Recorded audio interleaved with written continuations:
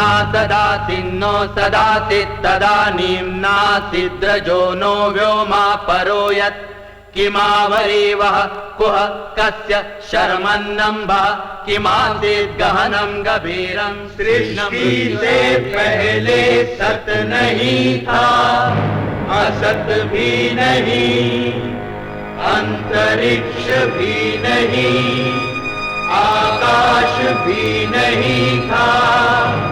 छिपा था क्या, कहाँ, किसने ढका था? उस पल तो अगम अतल जल भी कहाँ था।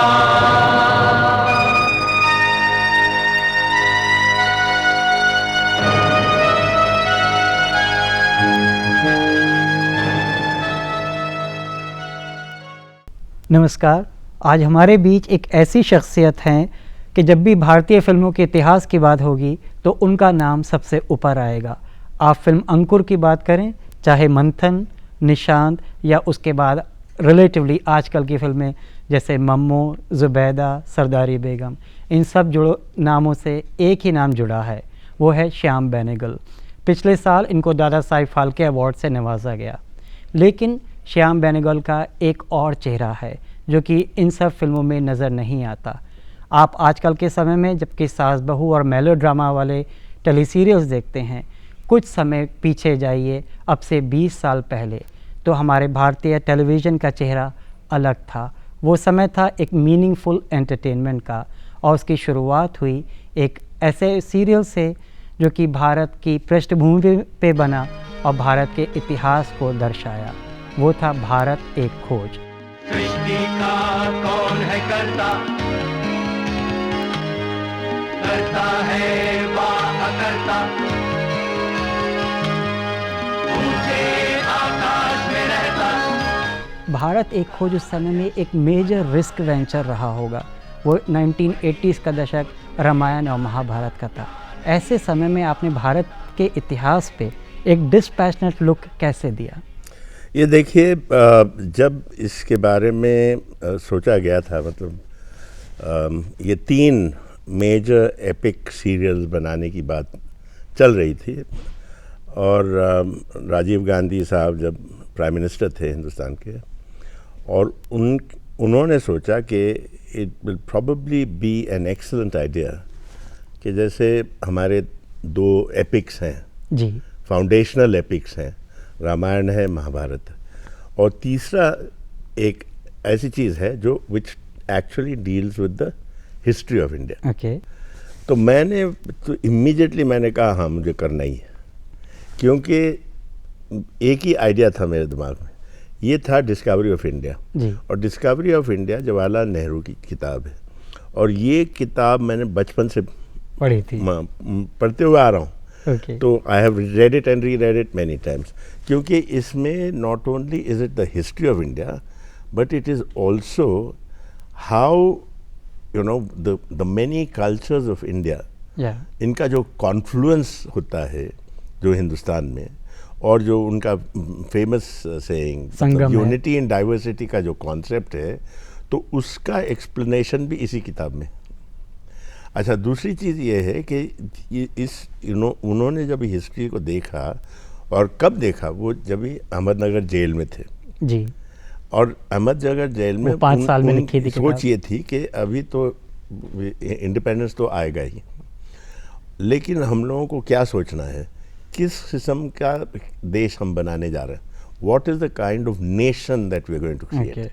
क्योंकि अगर हिंदुस्तान को आप देखें, बिकॉज हमारी इतनी डाइवर्सिटी है, मतलब वो unity that emerges from this diversity, which is the nation of this country, which is the nation, मतलब उसके पहले हम लोग हिंदुस्तान के बारे में जब सोचते हैं, we see it as many kingdoms. We became a nation in 1947 because then we gave ourselves a constitution which bound the nation together. There are many such things, but usme, and this was the exciting part, कि not only will I get an opportunity to tell the history of India, but the evolution of this history that eventually leads to a point where it all comes together. उस समय का चीज़ें जब आपने दर्शाई तो आपके सामने काफ़ी चुनौतियाँ रही होंगी कि किस प्रकार के कपड़े वो लोग पहना करते थे, कैसे पूजा होती थी, किस प्रकार के बर्तनों का इस्तेमाल होता था। Naturally we are talking about from prehistory या टू द प्रेजेंट डे। तो प्री हिस्ट्री से लेके अब तक तो उसमें बहुत सारी चीज़ें, एवोल्यूशन हर चीज़ का है, आर्किटेक्चरल एवोल्यूशन है, कॉस्ट्यूम्स क्लोथिंग का एवोल्यूशन है, म्यूज़िक का एवोल्यूशन है। हम शुरू करते हैं ऋग्वेदिक हिम से, जी, हाँ, हिम टू क्रिएशन, फिर उसके बाद how music itself is developing और लिटरेचर एक तरफ से। तो it's a continuous development of not just the political history of the country but also the Social. evolution, cultural history of the country. तो इसके लिए तो काफ़ी रिसर्च तो ज़रूरी तो है। जी, तो समझिए कि इसका रिसर्च हम लोगों ने शुरू किया कोई 1985-86 में। जो 3 साल तकरीबन लगे। हाँ, but in addition to that इसमें I had to take the help of many institutions of the country, जैसे आर्कियोलॉजिकल सर्वे ऑफ इंडिया है। तो मैंने हमारे आर्ट डायरेक्टर, मतलब प्रोडक्शन डिज़ाइनर और आर्ट डायरेक्टर जो हैं, उनको मैंने दिल्ली भेजा और यहाँ वो कोई 8 महीने तक आर्कियोलॉजिकल सर्वे ऑफ इंडिया के साथ रिसर्च करते हाँ रिसर्च कर रहे थे, क्योंकि हम लोगों को हर चीज़ का रिसर्च करना पड़ा कि रॉक टेम्पल्स कब से शुरू हुए, ओके, अच्छा मतलब ब्रिक्स, हाँ, वो जैसे बिल्डिंग्स कब से शुरू हुए, हाँ, वो और अर्ली किस वैदिक किस्म के के टाइम से। ब्रिक्स हुआ करते थे, मतलब मुगल ब्रिक्स जो हैं वो अलग हुआ और फिर करते अभी थे। जो Modern ये ब्रिटिश ब्रिक्स जो हम लोग कहते हैं वो बड़े वाले। तो ये सब इसका सारा जो है इस पे इस किस्म के रिसर्च की ज़रूरत थी, वो किया। फिर उसके बाद कॉस्ट्यूम्स और जो जिस किस्म के कपड़े लोग पहनते थे, हाँ, तो वो आप कैसे दर्शा पाए उस प्रकार के क्योंकि कपड़े? अभी वो तो आप रिफ़र करें, मतलब उस ज़माने के राइटिंग्स पर वगैरह वगैरह आप डिटेल में ये उस समय की इंस्क्रिप्शंस थी या बिल्कुल है, जैसे कि डांसिंग गर्ल अभी का स्टैचू हड़प्पा से वो अब जो जैसे मिला। कहते हैं ना अभी जो अभी रामायण में वर्कल वस्त्र, इट्स नॉट क्लॉथ, या it's not cotton, it's made out of bark, okay, you see. So the clothing, so what kind of clothes did people wear, और ये सब चीज़ें। डिटेल देखते हुए स्पिरिट को आप कैसे जिंदा रख पाए? ये तो वो तो ये ऑटोमेटिकली हो जाता है, ओके, ये हो जाता है, इसमें तो कोई ख़ास करने की ज़रूरत नहीं होती है। और 10 राइटर थे हमारे साथ, बड़े अच्छे राइटर्स थे, मैं खुद भी वन ऑफ द राइटर्स, और फिर हमारे पास 22 हिस्टोरियंस ओके, जो हर अपने अपने पीरियड के authorities. who were among them? Oh, among them we had many wonderful, Champak Lakshmi for South India, then we had Irfan Habib Okay, for medieval India, we had Asya Siddiqui. आपको ये नहीं लगता कि कहीं ना कहीं पे हमारे इतिहासकारों की अप्रोच सिलेक्टिव होती है? I had to look at history from essentially 2 points of view. या One is the point of view that Nehru himself, Okay. it's his point of view. Yeah. Discovery of India Is is his the way point of he is looking at India. Okay. He is looking at the history of India. And he is working from a certain standpoint. Achha, we are not there. We are working at least half a century afterwards, from the time the book was written. Achha, if we are working half a century later, there are many more developments in history. India is already an independent country. There are many different ways of looking at Indian history, and much more is now known than was then known. At that time. और interpretations भी बहुत सारे हैं, और मतलब maybe there were certain misunderstandings of that time. Yeah. We get an opportunity to clear Correct that. them. तो therefore I developed an view कि इसमें 2 व्यू पॉइंट्स रखें। एक व्यू पॉइंट है जवाहरलाल नेहरू का व्यू पॉइंट है, और दूसरा एक काउंटर व्यू पॉइंट है which is a contemporary voice. Okay, अच्छा, तो वी हैड कि Nehru says then this either fills in the blank where the blanks might exist, or where there may be some differences of opinion which are also expressed. And there are other aspects, जैसे कि discovery of India में very little reference to South Indian history. बहुत कम, वही मैं कहने वाला था। We had to add to that, and we had an excellent, absolutely excellent historian to help us along there, Dr. Champak Lakshmi. But apart from Dr. Champak Lakshmi, a lot of the original ancient Tamil works were translated directly into contemporary Hindi Okay. for that purpose. I think you deserve a lot of credit जिस तरह से आपने संगम as को दिखाया. Of course, because वो बहुत बड़ा Sangam neglected period, chapter है हमारे history का. Silapadikaram, because Silapadikaram is one of the great classics. Yeah. You see, and again, almost a foundational epic of Tamil culture. So you have a Silapadikaram. So there is no reference to that in Discovery of India. Yeah. But we brought in because we have to complete our history. अब जैसे पल्लवास हैं, चोड़ास हैं, पांड्यंस हैं, ये सब otherwise we would not normally refer to it because see normally when we talk about history of India particularly जब भी हिंदुस्तान जिसको कहते हैं जैसे above the Narmada, the fact is that is equally significant, equally important. Where do you think have we gone wrong in our coverage of history? कि जहाँ पर भी आप हिस्ट्री की बात करेंगे एंशियंट इंडिया की तो सब लोग बोल देंगे गुप्ताज, अशोकाज, मौर्याज, और मिडीवल में मुगल्स आ जाएंगे, उनसे पहले सल्तनत आ जाएगी. ऐसा लगता है साउथ इंडिया को बिल्कुल ही इग्नोर कर दिया जाता है. लेकिन in fact it makes no sense because after all if we have had, like say for instance, culture, the Tamil cultures that moved not only within the country but they moved to Southeast Asia. Yeah. Look at Buddhism is spread from there. I mean, no, before Buddhism came Hinduism. Yes. Where it's moved, because if you go to Vietnam, you still have Hindu temples there. Yeah. Similarly, in places like Cambodia. Maybe. Now, if you look at Angkor Wat, the complex of Angkor Wat, there was a lot of cross-cultural references because Rajraj Chola, who built the great Brihadeshwara temple in this Tanjavur. Now, that particular temple design, there was a lot of reference backwards and forwards with Angkor Wat. You see, in Cambodia, so there's a lot of comings and goings. Cross-fertilization. Because you see, Rajraj Chola, that's why we call him an imperial Chola, because you see, there was a lot of movement both to Indonesia and to other parts of East Asia. So all that part of Indian history also needed to be referred to.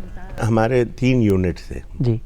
एक unit थी which were doing coverage of all the documentary evidence of history, which means जो पुराने ruins हैं, palaces हैं, forts हैं, वगैरह. That is one. So there was one unit, second unit, that was just covering this artifacts, arts and the documentary.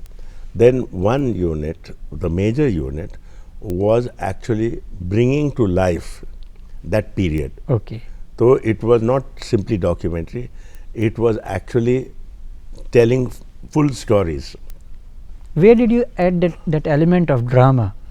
The drama came in the way we told our stories. Okay. And therefore we needed to have actors. तुम्हारे पास 500 actors से ज़्यादा. आपके पास तो उस समय के बेहतरीन actor सभी थे. Like who is who of Indian acting was involved in this serial? Oh, because that was a period. Nasruddin Shah, Om Puri, Kulbhushan Kharbanda, सभी लोग थे. जी. और the most of them came either from the FTII acting school or from the National School of Drama. तो we had a very large number of actors. तो 500 से ज़्यादा actors हमने इस्तेमाल किए और 144 sets हमने build किए. Starting from Harappan civilization all the way to the British late 19th century. Okay. ये सारे हम लोगों ने interiors, exteriors मिला के 144 sets were built. तो इसके ऊपर जो काम हुआ, naturally it's extensive and also intensive work. तो इसमें देखिए ना 3.5 years we worked before we actually started shooting. And the actual shooting took place in a period of 19 to 20 months altogether. और हमने 35 मिलीमीटर फिल्म पे शूट लगातार रहती थी. इन सब स्टार्स की डेट्स लगातार आपको मिलती रहीं. मिलते रहे क्योंकि अभी उनमें से तो एक तो one actor had to be captive with me. Okay. Because he was not only he was the counter voice to Nehru. Okay, Roshan. And he was also an actor in many of the episodes. That was Om Puri. Okay. You see. And then we had Roshan Seth who played Nehru himself. Hindustan एक नक्शे और जोग्राफिये को छोड़कर क्या है? माजी में क्या पहचान थी इसकी? उस समय क्या था जिसने इसे इतनी शक्ति दी? क्यों ये शक्ति खो सी गई? क्या अब भी कुछ बाकी है? आज भी वो रह गया है जिसे हम जानदार और अहम कह सकें, सिवाय इसके कि बड़ी तादाद में यहां लोग बसे हैं? Is one life too small for all those things? For all of that. पर आपने अपने इन एपिसोड्स में औरंगजेब, अशोका, अकबर, सारे महारथियों को दिखाया, शिवाजी। उस समय में आपको कोई पॉलिटिकल प्रेशर फेस करना पड़ा कि शिवाजी को इसी प्रकार से दिखाना है या औरंगजेब को सिर्फ इसी दृष्टिकोण से दिखाना है? ऐसा कुछ नहीं था. In fact, I'm very grateful that there was no constraint of any kind. Okay. There was no constraint of any kind. There was no particular line Of thought. that I was supposed to take. Okay. We were exploring our history in what I think was the most dispassionate and fair manner. Mhm. But we had only one thought in mind. What is this nation that we have created, and how can this nation actually be fulfilled? Okay. See, basically, that is the only ideology. So the ideology is clear that we live with enormous pluralities in our country, and this plurality. नहीं, मतलब ऐसा तो कोई संदेश नहीं था कि आपको सिर्फ कॉमनैलिटीज ऑफ इंडियन कल्चर दिखाना है, जो डिविसिव एलिमेंट है उसको अंडर प्ले करना है या इग्नोर करना है? नहीं, ऐसा कुछ नहीं. There was nothing like this. You see, the fact is our identity as a nation comes because of our Okay. multiculturalism and also our pluralism. Without our pluralism, our nation cannot actually be described or defined. As a nation. As a nation. Cannot be described or defined either way. Up to 1857, there was a lot of on-the-ground rumbling जी. that was going on. But it found its proper articulation in 1857. Sir, इसके बाद जब आपने भारत का modern इतिहास दिखाया बड़े पर्दे पे, तो नॉर्मली टेंडेंसी होती है कि खाली आप एक पॉलिटिकल स्टेटमेंट दें या गांधी जी, नेहरू जी, इन सब के बारे में बात करें, लेकिन आप उससे थोड़ा हटके आपने सोशल करंट्स जो थे उनको भी दर्शाया था इस सीरीज़ में. उसके बारे में थोड़ी सी रोशनी डालेंगे? नहीं, और आइडियाज़ जो जैसे कि सेपरेटिज्म के आइडियाज़ जी कब से शुरू हो गए, ये सब चीज़ों को तो naturally we had to show clearly how the ideas of separatism came into the body politic and eventually led to the division of India and Pakistan. तो ये creation of Pakistan. Yes, to the creation of Pakistan. So those ideas also had to be dealt with. You could not ignore them, and you could also see that there are many routes to India's freedom. जी. Different people took different routes, but eventually there was an umbrella. The umbrella was offered by Gandhi's movement of non-violence. And it was the non-violent movement that eventually succeeded. So clearly all that is there. All that is there. No, I was talking of the social history of the period. Yes. Now, social history, one couldn't deal as much as you would have. I would have liked to deal with much more of the social history of the country. But we did deal with it to some extent, like when we dealt with Mahatma Phule, and you know the different kinds of things where the fighting against caste, which came through many sources, many different ways. And also you had Sir Syed Ahmad Khan. Yeah, through the Bhakti movement, and then of course you had in terms of Sir Syed's movement for the uplift of Muslims. Yeah. And then the formation of the Aligarh Muslim University and so on and so forth. All this is dealt with. We have dealt with all of that. Sir, Bharat एक खोज, जैसे आप छोटे पर्दे की बात करें तो हर एक आगे आने वाले डायरेक्टर के लिए एक बेंचमार्क बन गई है. अनफॉर्चुनेटली एक ऐसा बेंचमार्क है जो कि अभी तक पिछले 20 साल में किसी ने दोहराया नहीं. Where do you think our succeeding directors or filmmakers have gone wrong? They haven't gone wrong. Nobody's gone wrong. Okay.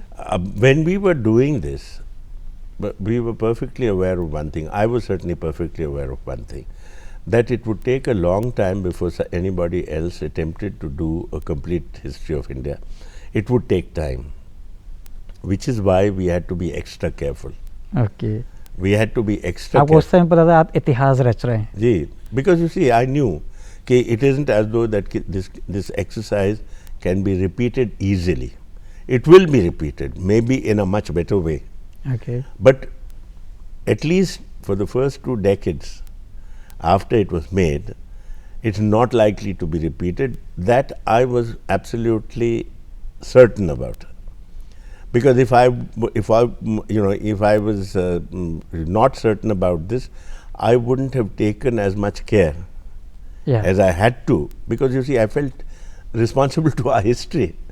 That I can't possibly do something that when somebody sees it and gets the wrong idea of what our country's history is. Because you see, often people don't care enough about our history so that we can allow for fictional distortions of a kind that changes our whole concept of our history. These things happen. So you have to be very careful. So I had to be very careful about that. But I do know that, you see, this is only the beginning.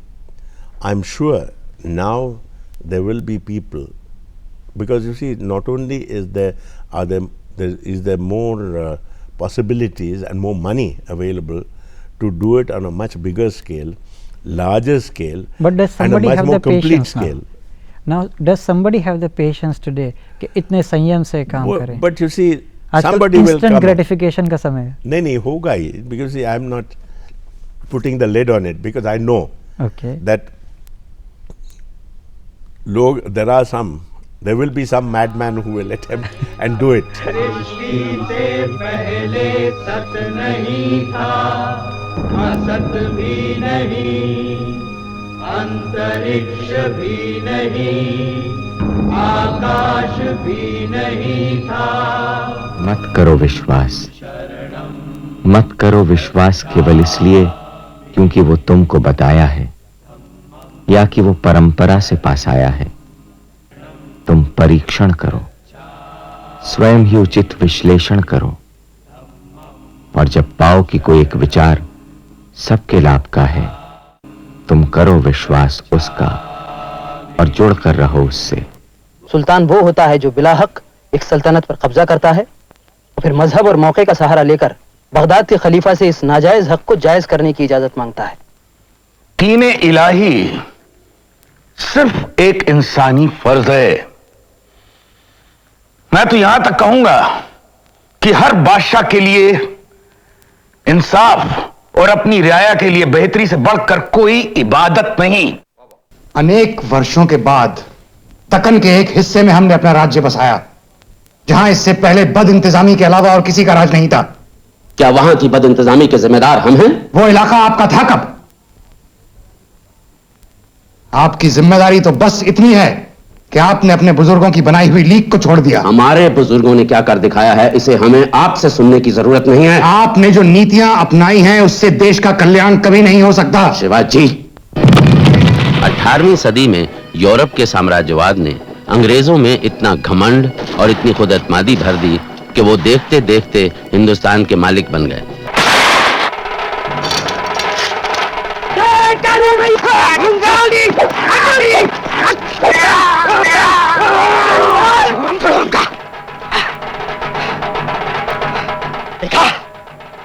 देखा तुम लोगों ने कितना आसान है, गुरुन का भी खात्मा कर दे सकते हम।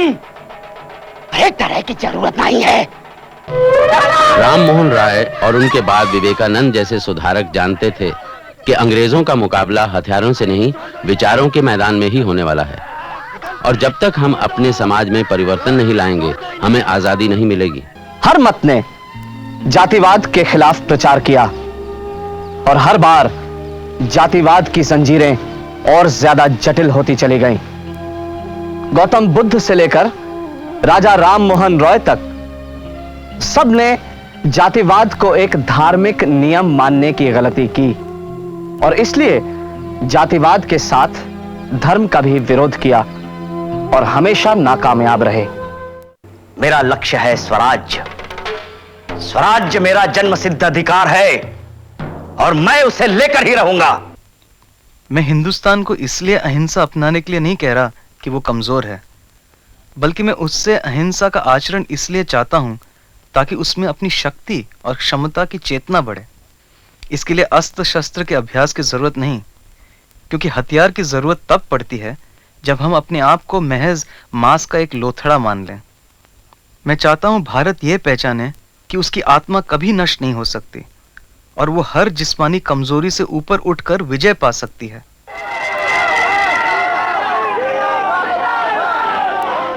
– 1942 में जब गांधी जी ने करो या मरो का नारा दिया तो सारे नेताओं को हिरासत में ले लिया गया। फिर भी आंदोलन एक बाढ़ बनकर फैलता रहा और फिर 15 अगस्त 1947 को हमने आजादी हासिल की। रात के अंधेरे में जब 12 का गजर होगा तो सारी दुनिया नींद में गाफिल होगी। तब हिंदुस्तान उठेगा नई जिंदगी और आजादी की सुबह में। तारीख में कभी कभी ही ऐसा क्षण आता है जब हमें पुराने से निकलकर नए में जाने का मौका मिलता है। भारत की खोज में मैं इतने दिन मसरूफ तो रहा, मगर आखिर कुछ पाया भी कि नहीं? क्या ये महज मेरी गुस्ताखी थी कि मैंने हिंदुस्तान के चेहरे से नकाब हटाकर देखना चाहा कि अब उसका असल रूप क्या है और माजी में क्या रहा होगा? Sir we hope you continue to make as good films, और जिस प्रकार के आपने टेलीविज़न के वेंचर्स भी पहले किए हैं उसी प्रकार की चीज़ें हमें और आगे भी देखने को मिले। आगे के लिए all the best from us and thanks a lot for sparing some time for us. जहाँ चित्त भयहीन, जहाँ पर ऊंचा रहता माथा हो, जहाँ न धरती को टुकड़ों में दीवारों ने बांटा हो, जहाँ मुक्त हो ज्ञान सत्य से बानी आलोकित हो, उसी लोक में देश हमारा भारत चिर जागृत हो, भारत चिर जागृत हो।